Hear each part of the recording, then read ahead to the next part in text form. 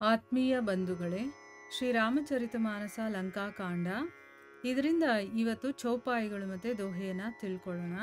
ಅತಿ ಉತಂಗಗಿರಿ ಪಾದಪ್ ಲೀಲಹಿ ಲೇಹಿ ಉಠಾಯಿ ಆನಿ ದೇಹಿ ನಲ್ ನೀಲಹಿ ರಚಹಿ ते ಸೇತು ಬನಾಯಿ ಸೈಲ್ ಬಿಸಾಲ್ ಆನಿ ಕಪಿ ದೇಹಿ ಕಂದುಕ ಇವ್ ನಲ್ ನೀಲ್ ते लेही देखी सेतु अति सुंदर रचना बिहसी कृपानिधि बोले बचना परम रम्य उत्तम यह धरनी महिमा अमित जाई नहीं बरनी करी हमू यहाँ शंभु थापना मोरे हृदय परम कल्पना सुनी कपीस बहुदूत पठाये मुनि बर सकल बोली ले आये लिंग थापी विधिवत करी पूजा शिव समान प्रिय मोही न दूजा शिव द्रोही मम भगत कहावा सो नर सपनेहु मोही न पावा शंकर विमुख भगति चह मोरी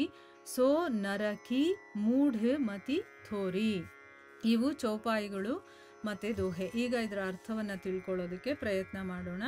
ಇಲ್ಲಿ ತುಳಸಿದಾಸರು ಹೇಳ್ತಾರೆ, ಜಾಂಬವಂತರು ವಾನರ ಮತ್ತು ಬಲ್ಲೂಕ ಸೈನ್ಯಕ್ಕೆ ಹೇಳ್ತಾರೆ, ನೀವು ನಿಮ್ಮ ಕೌತುಕವನ್ನು ತೋರಿಸಿ ಓಡ್ ಹೋಗಿ ವೃಕ್ಷಗಳನ್ನು ಪರ್ವತಗಳನ್ನೆಲ್ಲ ಕಿತ್ಕೊಂಡು ತಗೊಂಡು ಬನ್ನಿ ಅಂತಂದ್ಬಿಟ್ಟು ಹೇಳಿದಾಗ ತಕ್ಷಣ ಆ ಯೋಧರೆಲ್ಲರೂ ಕೂಡ ಶ್ರೀರಾಮನಿಗೆ ಜಯಕಾರವನ್ನು ಮಾಡ್ತಾ ಹೋಗ್ತಾರೆ. ಅವರು ತುಂಬ ಎತ್ತರವಾದಂತಹ ಪರ್ವತಗಳನ್ನು ವೃಕ್ಷಗಳನ್ನು ಲೀಲಾಜಾಲವಾಗಿ ಕಿತ್ತು ಎತ್ಕೊಂಡು ಬಂದ್ಬಿಡ್ತಾರೆ. ಅಂದರೆ ಅಷ್ಟು ಶಕ್ತಿವಂತರು ಅವರು ಅಂತ. ಈಗ ಪರ್ವತವನ್ನು ಎತ್ತೋದು ಅಂತಂದರೆ ನಾವು ಊಹೆನೂ ಮಾಡ್ಕೊಳ್ಳೋಕ್ಕಾಗಲ್ಲ ಅಲ್ವಾ, ಆದರೆ ಅವರು ಅಷ್ಟು ಶಕ್ತಿವಂತರು. ಅದಕ್ಕೋಸ್ಕರ ಅವ್ರೇನು ಮಾಡ್ತಾರೆ, ಸಾಮಾನ್ಯವಾಗಿ ನಾವು ಆಟ ಆಡೋ ಥರ ಅವರು ಅದನ್ನೆಲ್ಲ ಲೀಲಾಜಾಲವಾಗಿ ಅಂದ್ರೇನು, ಸಾಧಾರಣವಾಗಿ ಏನೂ ಕಷ್ಟನೇ ಇಲ್ಲದೆ ಮಾಡುವಂಥದ್ದನ್ನು ಲೀಲಾಜಾಲವಾಗಿ ಮಾಡೋದು ಅಂತ ಅರ್ಥ. ಅದನ್ನೆಲ್ಲ ಕಿತ್ಕೊಂಡು ಎತ್ಕೊಂಡು ಬಂದು ಏನು ಮಾಡ್ತಾರೆ, ನಲನೀಲರಿಗೆ ಕೊಡ್ತಾರೆ. ಅವರು ಅದನ್ನೆಲ್ಲ ಸವರಿ ಸೇತುವೆ ಕಟ್ಟೋದಕ್ಕೆ ಶುರು ಮಾಡ್ತಾರೆ. ಅಂದರೆ ನಲನೀಲರಿಗೆ ಒಂದು ಶಾಪ ಕೊಟ್ಟಿರ್ತಾರೆ ಋಷಿಗಳು, ಅದು ಅವರಿಗೆ ವರವಾಗಿ ಪರಿಣಮಿಸುತ್ತೆ. ಅಂದರೆ ಅವರು ತುಂಬ ಚೇಷ್ಟೆ ಮಾಡ್ತಿರ್ತಾರೆ ಚಿಕ್ಕದ್ರಲ್ಲಿ, ಅದಕ್ಕೋಸ್ಕರ ಅವರಿಗೆ ಶಾಪ ಆಗಿರುತ್ತೆ.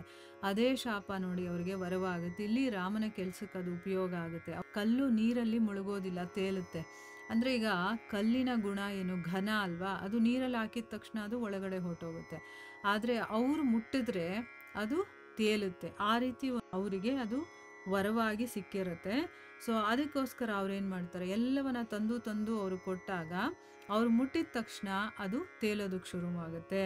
ಸೊ ಈ ರೀತಿ ಆ ವಾನರ ಬಲ್ಲೂಕರು ತಗೊಂಡು ಬಂದು ದೊಡ್ಡ ದೊಡ್ಡ ಪರ್ವತಗಳನ್ನು ನಲನೀಲರಿಗೆ ಕೊಡ್ತಾ ಇದ್ರು. ಅವರು ಅವುಗಳನ್ನೆಲ್ಲ ಮುಟ್ಟಿ ಸೇತುವೆ ಕಟ್ಟೋದಕ್ಕೆ ಶುರು ಮಾಡ್ತಾರೆ. ವಾನರರು ತಂದಂತಹ ಭಾರಿ ಬೆಟ್ಟಗಳನ್ನು ನಲನೀಲರು ಚೆಂಡಿನ ಹಾಗೆ ಈಸ್ಕೊಳ್ತಾ ಇದ್ರು. ಅಂದರೆ ಅಷ್ಟು ಶಕ್ತಿ ಇದೆ ಇವ್ರ ಕೈಗೆ ಬಂದಿದ ತಕ್ಷಣ ಅದು ಇನ್ನೂ ವೆಯ್ಟ್ಲೆಸ್ ಆಗಿಬಿಡುತ್ತೆ. ಆ ರೀತಿ ಎಲ್ಲ ಅವ್ರು ಯೂಸ್ ಮಾಡಿ ಸೇತುವೆನ ತುಂಬ ಅಚ್ಚುಕಟ್ಟಾಗಿ ತುಂಬ ನೋಡೋದಕ್ಕೆ ಚೆನ್ನಾಗಿರೋ ರೀತಿ ನಿರ್ಮಾಣ ಮಾಡ್ತಾರೆ. ಈ ರೀತಿ ನಿರ್ಮಾಣವಾಗ್ತಾ ಇರೋದನ್ನು ನೋಡಿ ಕೃಪಾ ಸಿಂಧುವಾದಂತಹ ಶ್ರೀರಾಮ ನಗ್ತಾ ಹೇಳ್ತಾನೆ, ಈ ಧರಣಿ ಪರಮ ರಮಣೀಯವಾಗಿದೆ. ಅಂದರೆ ಈ ಒಂದು ಭೂಮಿ ಎಷ್ಟು ಚೆನ್ನಾಗಿದೆ, ರಮಣೀಯವಾಗಿದೆ ಮತ್ತು ಉತ್ತಮೋತ್ತಮವಾಗಿದೆ. ಇದರ ಮಹಿಮೆ ವರ್ಣನೆ ಮಾಡೋದಕ್ಕೆ ಆಗೋದಿಲ್ಲ. ಇಲ್ಲಿ ನಾನು ಪರಶಿವನನ್ನು ಪ್ರತಿಷ್ಠಾಪನೆ ಮಾಡಬೇಕು ಅಂತ ಇಷ್ಟಪಡ್ತೀನಿ ಅಥವಾ ಬಯಸ್ತೀನಿ ಅಂತ ಹೇಳ್ತಾ ಇದ್ದಾನೆ. ನೋಡಿ, ಆ ಒಂದು ಜಾಗವನ್ನು ನೋಡಿ, ಅಲ್ಲಿರುವಂಥ ಸೌಂದರ್ಯವನ್ನು ನೋಡಿ ಅವನಿಗೆ ನಾನಿಲ್ಲಿ ಪರಶಿವನನ್ನು ಪ್ರತಿಷ್ಠಾಪನೆ ಮಾಡಬೇಕು ಅಂತ ಇಷ್ಟಪಡ್ತೀನಿ, ಇದು ನನ್ನ ಹಿರಿಯ ಸಂಕಲ್ಪ ಅಂತ ಹೇಳ್ತಾನೆ.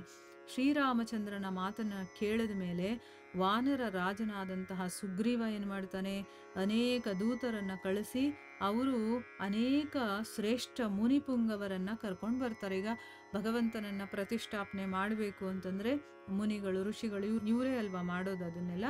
ಸೊ ಅವನೇನು ಮಾಡ್ತಾನೆ, ತನ್ನ ದೂತರನ್ನು ಕಳಿಸಿ ಬೇಕಾದಷ್ಟು ಜನ ಮುನಿಗಳನ್ನು ಕರೆಸ್ಕೊಳ್ತಾನೆ. ಆಮೇಲೆ ಏನು ಮಾಡ್ತಾರೆ, ಆಮೇಲೆ ಶ್ರೀರಾಮಚಂದ್ರ ಶಿವಲಿಂಗವನ್ನು ಪ್ರತಿಷ್ಠಾಪನೆ ಮಾಡ್ತಾನೆ.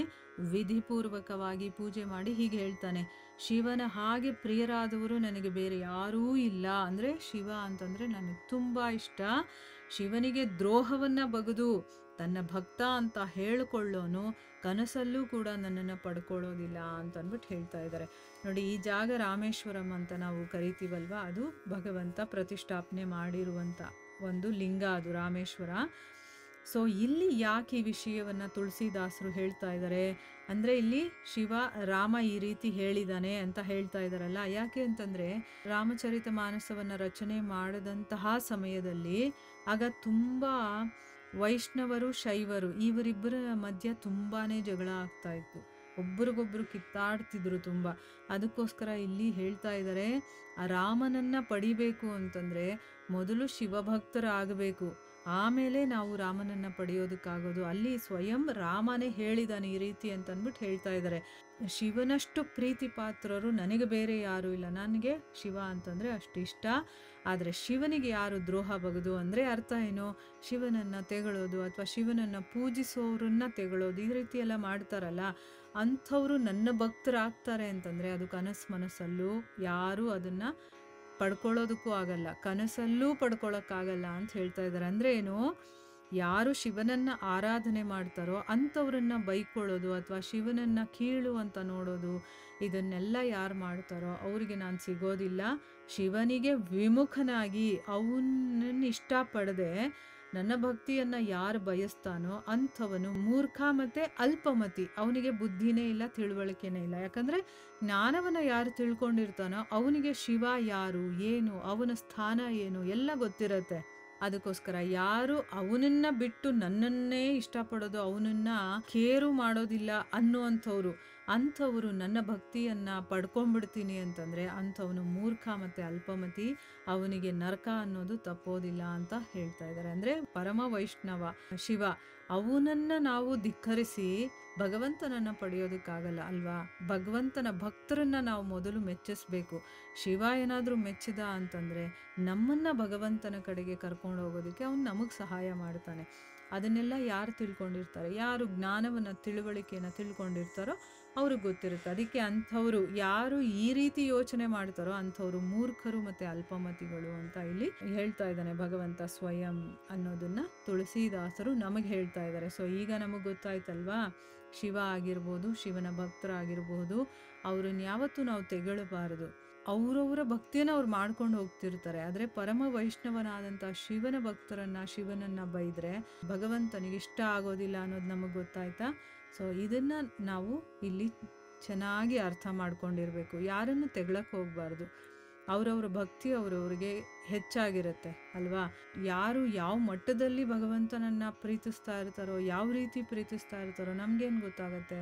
ಸೊ ನಮ್ಮ ಭಕ್ತಿ ಮಾಡ್ಕೊಂಡು ಹೋಗೋದೇನಿರುತ್ತೋ ಅಷ್ಟ್ರ ಕಡೆ ಮಾತ್ರ ನಾವು ಗಮನ ಹರಿಸ್ಬೇಕು. ಬೇರೆಯವರನ್ನು ತೆಗಳೋದಾಗಲಿ, ಅವರನ್ನು ಕೀಳು ಮಟ್ಟದಲ್ಲಿ ನೋಡೋದಾಗಲಿ ಅದೆಲ್ಲ ನಾವು ಮಾಡಬಾರ್ದು ಅನ್ನೋದನ್ನು ನಾವಿದರಿಂದ ಅರ್ಥ ಮಾಡ್ಕೋಬೋದು. ಇಲ್ಲಿಗೆ ನಾವು ನಿಲ್ಲಿಸೋಣ. ಹರೇ ಕೃಷ್ಣ.